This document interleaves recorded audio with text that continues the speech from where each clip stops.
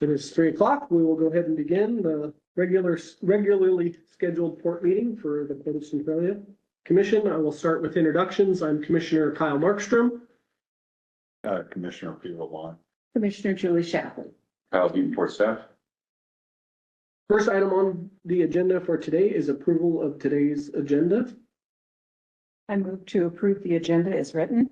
Second. There's a motion and a second. Is there any discussion? Hearing none, all in favor? Aye. Opposed, motion carries 3-0. Next item on the agenda for today is good of the order public comment. This time during the Port Commission meeting is for public comment. This portion of public comment is for non-agenda items. There will be time during the meeting to comment on specific agenda items under new business. The Port Commission welcomes and encourages your comments and participation. However, public comment is not the time for the commission to answer questions. If you have questions and would like a follow-up at a later time, please leave us your contact information. For those attending remotely or those who are unable to attend, please submit your written comments to agraber@portofcentralia.com before 2 p.m. the day of meetings. We are lucky to live in a great community where many of us are passionate about making this a great place to live. While we might not all agree on how to achieve that, it is important we recognize we can all be passionate about our ideas while respecting one another. You will have 3 minutes to complete your comments. When you reach your limit, I will ask you to wrap up. Please stand at the podium when giving your comments. And if you have a specific records request, please see port staff so we can be sure to get you the information you require. The first person we have signed in for public comment is Gary Odegaard. Mr. President, I thought at the last meeting, you had left some words out that you usually say. I heard it today, so that takes care of my concern. Thank you. Same today as last week. Thanks. Anybody else that would like to provide public comment at this time? Hearing none, I will close public comment. Next item on the agenda for today is approval of the minutes, January 15th, 2025. Move to approve the minutes of the January 15th, 2025 regular meeting. I second. There's a motion and a second. Is there any further discussion? Hearing none, all in favor? Aye. Opposed, motion carries 3-0. Give general fund warrants and vouchers 24171 through 24201, aggregate amount $151,981.05. I move to pay warrants 24171 through 24202 in the aggregate amount of $151,981.05. I'll second with, it should be through 2001, and you said 2002. Oh, I'm sorry, 2000. Or 24201. Thank you. Anyway, second. There's a motion and a second. Is there any further commission discussion? Hearing none. Oh, I have one question. okay. On the first page, 24196, safe cover roofing. And I can't remember, we have a policy. Is that a job that goes out for bid?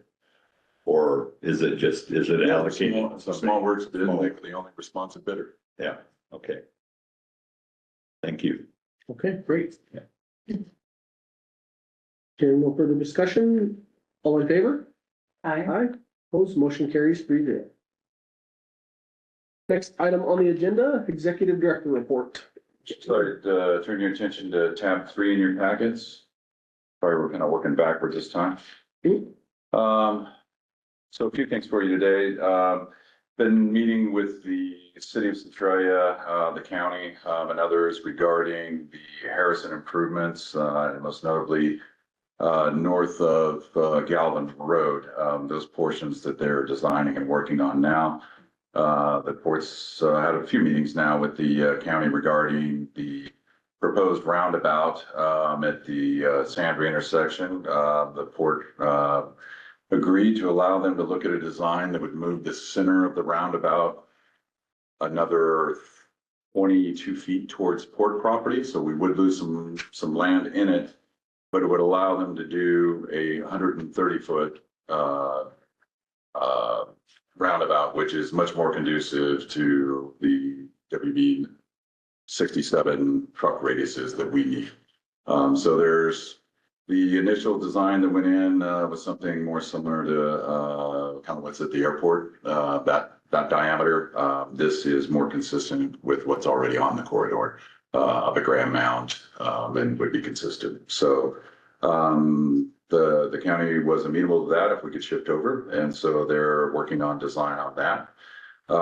We also met with Lewis County and the city regarding the Schubert Road extension.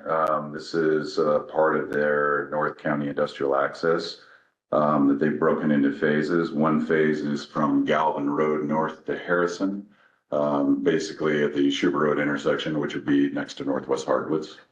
The next phase they'll take on will be from Northwest Hardwoods down to about Oakland, which is the existing piece, widening that, curbs, gutter, sidewalks, street lights, bringing it up to city standards. And then the third and probably the toughest portion for them is getting the bridge and the right of way and all of that. So there's a lot of studies to be done on that portion. But in the meantime, I appreciate the approach they're taking, and that's improving what they can improve now, and leaving that for a future piece. So we had a positive discussion there. They understood what we need for our railroad and a crossing, that we follow Union Pacific specs. They agreed to do that, and when they reach 80% design, they'll send some designs over to us. So overall positive.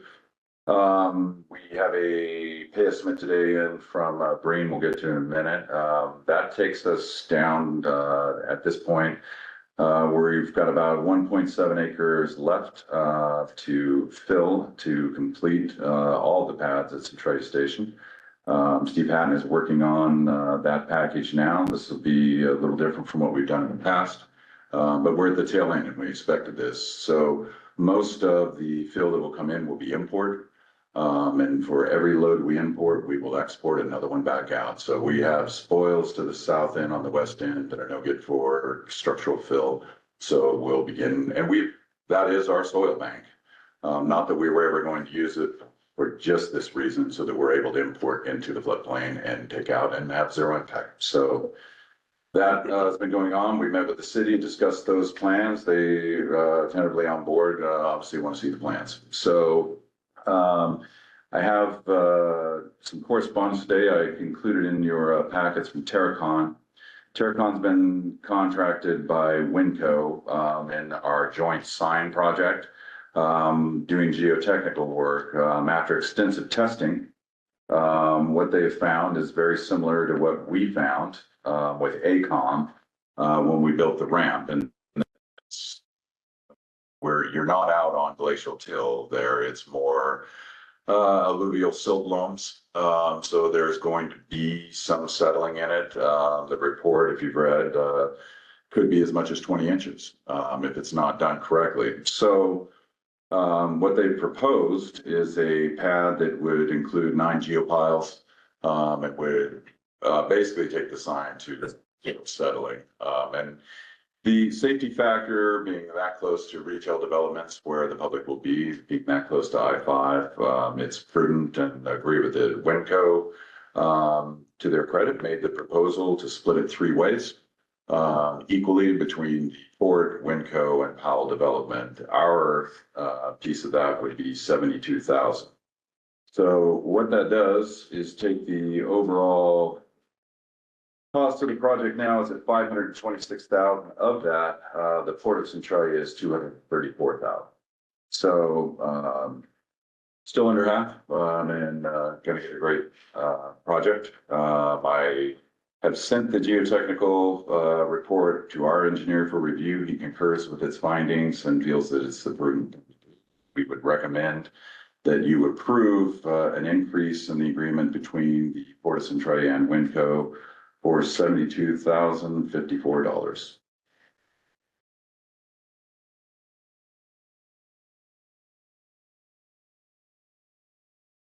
I move to increase the payment from the Port of Centralia to Winco for the added geotechnical pylons of the amount of $72,054. I'll second. There's a motion and a second. Is there any further commission discussion? I'm gonna.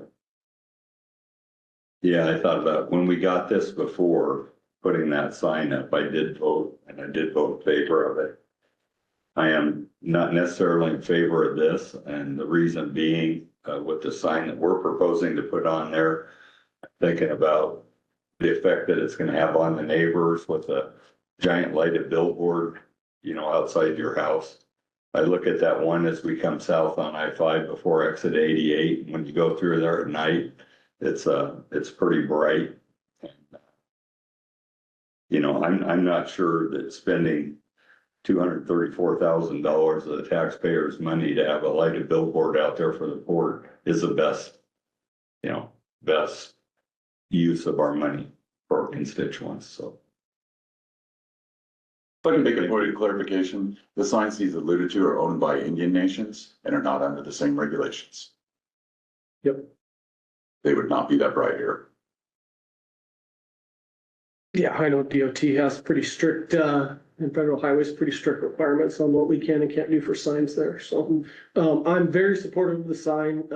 I think it's a really good investment, for the Port of Centralia. It, adds to the value of the property that we own down there and the tenants that we'll be able to bring there that will benefit the community in many, many ways through jobs and economic development. So, I see this as a very necessary, part of this development and, very excited about the opportunity to be able to advertise on that sign.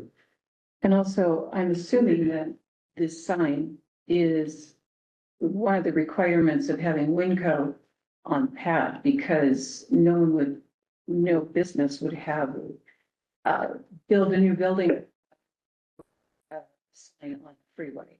That's a very good point, Julie. If you recall, Winco proposed a pylon sign, which we would have had to approve, north, much closer to the residential neighborhoods up on their side. This pulls it closer into the center of the development and next to I-5. But either way, they were putting in a pylon sign. And this sign will not just be Winco, it also has the other tenants, future tenants, and then also we have, or I should say the port is going to also have most of the ownership of it. Right. The digital portion of the sign is Digital. 100%. Yeah, Yes. yeah. So when we had a picture of it when we approved this initial agreement of the sign, and it's, Winco is a big static sign on top, and then I think 4 spaces Four cabinets below that. for PAL development, Yeah. right? And then we have the digital reader board on the bottom. Right. So we definitely have the biggest portion of that asset when you look at it like that, because we'll have the ability to change that sign and have it read whatever we desire in the future for tenants or announcements or whatever. So I think it's Just a great. note to Commissioner Shapley's point, I'm not averse to the sign. I agree. Get some signage out there for the businesses that are gonna come in. I just don't think the digital sign for us is the best use of our money. So that's it. Okay. I don't disagree with that. We have a motion and a second. We've had commission discussion. Are there any members of the audience in attendance today that would like to provide public comment on this action item? Hearing none, I will close public comment. We have a motion and a second to approve the increase to the agreement. All in favor? Aye. Opposed? Aye. Opposed? That's a I opposed. Okay. Motion carries 2-1. Then the other item I have for you on executive director report, I attended a meeting this week with TransAlta. And a follow-up meeting to a meeting I attended probably 4 years ago, pushing 5 now, dealing with the shutdown of TransAlta. And there's been an inordinate amount of rumors spread out there about TransAlta. And I think part of what they would like to do, wanted to do the other day was get in front of the community and set the record straight. And what they're doing is remarkably like the memo 4 years ago. They are continuing to, when they originally signed a consent decree to shut down coal burning, they were at the time looking at converting to natural gas. That was in 2013. Around 2018, when they were about 2 years away from shutting down Turbine 1, they went out to find the market for the natural gas. Changes in our state policy regarding carbon made it impossible for them to sell any of that natural gas power. It goes against their people's carbon footprints. So they can't do it. So they shut one down in 20. They will shut the second one down at the end of this year. They are working through the coal stack now. They've got old coal on the bottom they're gonna try to get rid of. And so they warned people not to watch their coal pile and make speculations. But they expect to have all of that gone. By the end of the year, they're gonna mothball it out there, protect the infrastructure that they had. They're not looking at doing hydrogen. There's not another energy project going out there right now. They're open to opportunities always. And I think that's, it's very conducive to how they're handling this. They're keeping the plan intact. The turbines will come out, but the coal will go away, but they're keeping all of the infrastructure and they're maintaining it, knowing that power is a long-term game, and what's not acceptable today could be 10 years from now acceptable. So keeping their foot in the game, they're not selling their footprint here. They have banked all of their water rights. If the city of Centralia still wants to go for water rights, they're in the bank and they can. They explained that. So all in all, it's a very positive meeting, and appreciated Transalta taking the time to set the record straight and they're going to continue to do reclamation there for at least another 15 years. They're only allowed to do so much a year. People ask them, why don't you just finish? They're not allowed to. And they have to allow for settling and testing. And so the good news in that is there is seasonal employment for operating engineers for the next 15 years in the summers. So that's kind of Transalta in a nutshell. The last thing I have for you guys today is pay estimate number 2 from Sterling Green Crushing to the Port of Centralia. Current payment due $122,395.24. The port's engineer has reviewed and approved the pay estimate. The work is complete. There will be another change order I approved that is not shown on this to around $10,000. While they moved into the northern portion of this, they discovered an illegal septic, an illegal hand dug well, as well as 2 well casings that weren't mapped. We decommissioned all of those with DOE and the County Department of Health. The site is safe now. There's no holes to fall in and it's smooth. So that, from that standpoint, Bream was pretty reasonable on what they had to do to it's a lot of work to get those things cleaned up. So we would recommend your approval. Move to approve pay request number 2 for Sterling Green Crushing for $122,395.24. I second. There's a motion and a second. Is there any further commission discussion? Are there any members of the audience in attendance today that would like to provide public comment on this action item? There are none. I will close public comment. We have a motion and a second. All those in favor? Aye. Opposed? Motion carries 3-0. Commissioners, the next item of business you have for your consideration today is resolution 202503, a resolution of the Commission of the Port of Centralia, Lewis County, Washington, adopting policies and procedures in compliance with Chapter 4265 RCW, the Public Records Act, and superseding all prior resolutions dealing with the public records and disclosure. This time I'll turn the description of the resolution and the policy over to our council. Ready to be out.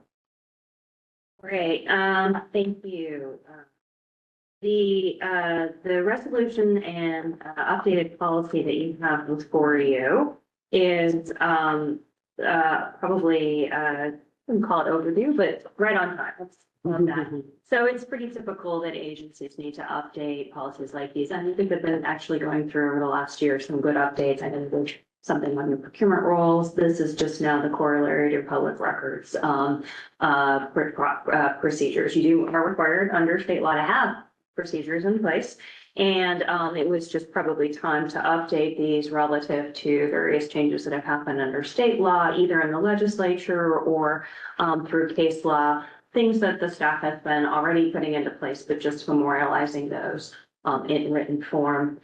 This updated policy has a little more detail than the prior policy, but I think that's probably beneficial to the public to have a little bit more of that information. And it's very consistent. I mean, certainly agencies across the state each have their own version of policies. This is, I would say that, you know, the vast majority, if not the entirety of this policy is consistent with other agencies' collective policies. So this is fairly standard from what you would find from one agency to the next.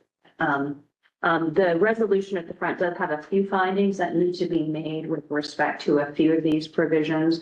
Provisions like, there's no change here, the typical copies per page that you need to pay if you are requesting your copy, 15 cents. It's been that way for a long time. There's some findings actually that were just catching up with state law that need to be made in lieu of actually the port having to quantify the actual specific cost of creating those copies. I don't know of any agency that hasn't made findings that would say it would be very burdensome for us to figure out how much printer toner and electricity goes into that. So we just make those findings and say we're going to adopt what state law says we can do in lieu of figuring that all out. So again, no changes to, I think, what's been occurring in practice, just trying to realize what you guys do in terms of your records policy. But happy to take any questions. I'll start. Sure. So Fire away. I just saw this a couple days ago. So, and I've asked in the past if we're changing a resolution from an existing one, that we show the changes or we have the other one comparable with strikeout or highlight or however we want to do. And so I was not able to, in my short time to look at this, to locate the other one and see what the differences were. Did you request a copy of that from staff? I didn't see it till Monday night, so no, I didn't. No, I did You not didn't have request time. yesterday to, I did not have time to. But on the first, whereas on the first page of the resolution, well, actually on the fourth whereas on the first page, which says that we have with only 3 full-time employees. I thought we had about 4 or 5 full-time employees. So I wondered about that point.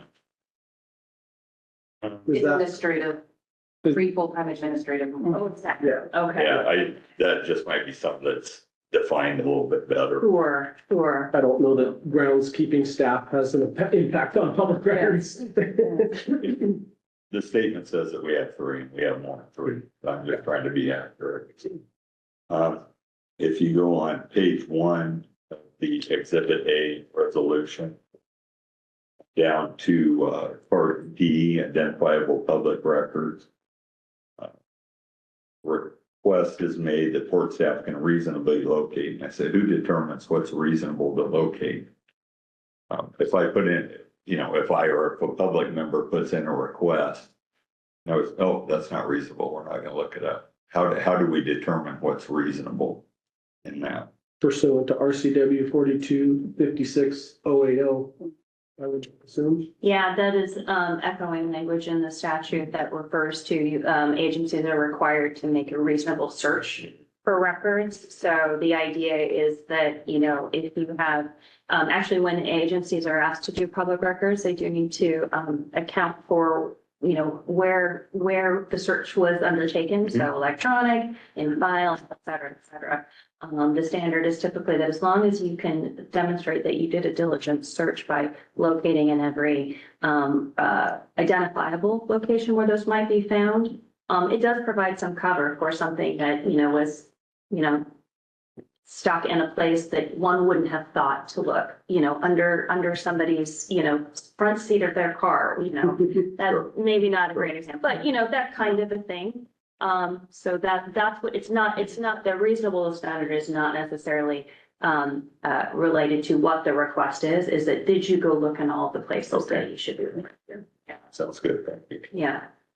But on the next page, on page 2, under public records index, B, Yeah. part B, and I just,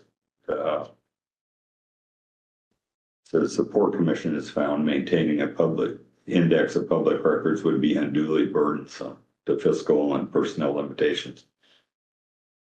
I wrote myself a note on that, said what indexes would we decide that we're gonna maintain? How do you determine what to index? Let me clarify it because it read liberally that this would require that every single record that is created from this office needs to be listed in an index. Every single email, every single piece of paper. I don't know of a public agency that does not have this. The index requirement was created when the Public Records Act was adopted in the 70s. So different level of records keeping from that. So for example, there are other types of indexes under the Public Records Act that are required to be kept. So for example, an index of the records requests that are made, staff does need to keep a track of that. There are other indices that may be required by other laws. This is just saying that to keep track of every record that is produced, created, retained by this agency, and to have a running log of every single record for the annual reports. So if we didn't have this caveat in here and we were the only public agency that decided not to, if we would have to create an index for every note taken on a Post-it note in the office. Correct. Okay, got Correct. it. Thank you. Your C, public records log. In the last line, log shall be record subject to public disclosure, including the personal contact information of the requester. And it seems like you would disclose maybe who the requester was, but their personal contact information. I mean, if there's a document that has our personal contact information on it, our personal contact is redacted. And so I'm surprised to see that. Yeah, it's under the Public Records Act. It's an excellent question. I've been asked this actually for clarification here by staff before, is that unfortunately personal information about only certain people is non-disclosable. So employees or commissioners, if a member of the public though discloses information to you in any form, whether it's a lease agreement, request for public records, this is actually, if anything, just notice to the public. There's actually no exemptions to redact that information. There's no requirement from the state. There's no protection. There's no protection. So we don't have a choice. If somebody lists Public their home record address. request is a public record. Mhm. That's correct. So It's not part of the record. it's just to, if anything, give the public that awareness. I mean, Gotcha. there needs to be a way to locate the requester to give them the information. Some people go to great lengths to hide, create a pretend email address, and because they don't want that to become public, and that's within their rights.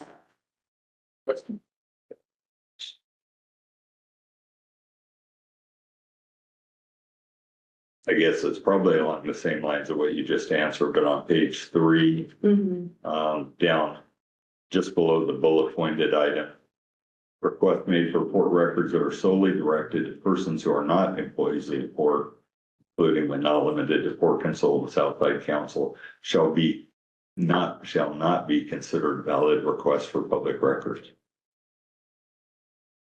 And so I don't know, that seems odd because we've talked about everything that comes in is technically possibly a public record. Correct. So it's actually, if somebody was to make a public records request to one of your consultants, so somebody who isn't employed directly by the port as an employee, who's just a consultant. Somebody says, hey, I would like you to give me records that are pertaining to the port. That's what that's trying to get at. Yeah. Our engineers' work papers are not public records until he submits them to the board. Right. Or alternatively, even if they are, the engineers don't have a legal obligation to produce those, if that requester comes to the port and says, I would like engineering records, then we will evaluate whether or not those are public records, but the obligation doesn't get triggered until it comes to staff here, not to your outside consultant. No, I see what you're saying. That's all. Yeah. If somebody sent you a note, Correct. And if they send it to the port, they could That's a send it to different the port, story. they could ask that, They but they sure can. cannot directly go to you because it's Correct. not a public agency. that is correct. Okay. Yeah. That clarifies. Thank you. That's that, yeah. I think.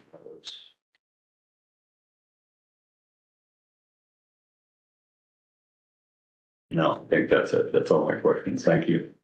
Absolutely. On the same page, the same bullet points, Yeah. it says, if the request is for a list of individuals, a statement that the list will not be used for commercial purposes. Can you explain that? Oh, that is a tricky one. That one's been around for a long time. So, and this gets a little bit tricky. So yeah, if this is to prevent, if you often see, marketing companies trying to get names of bidders in order to lists of bidders so that they can use it for their own commercial uses.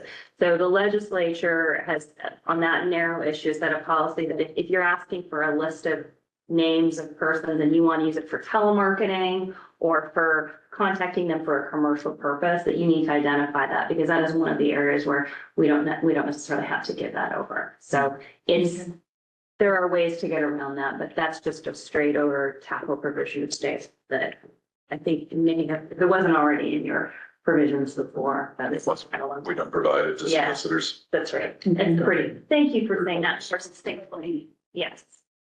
I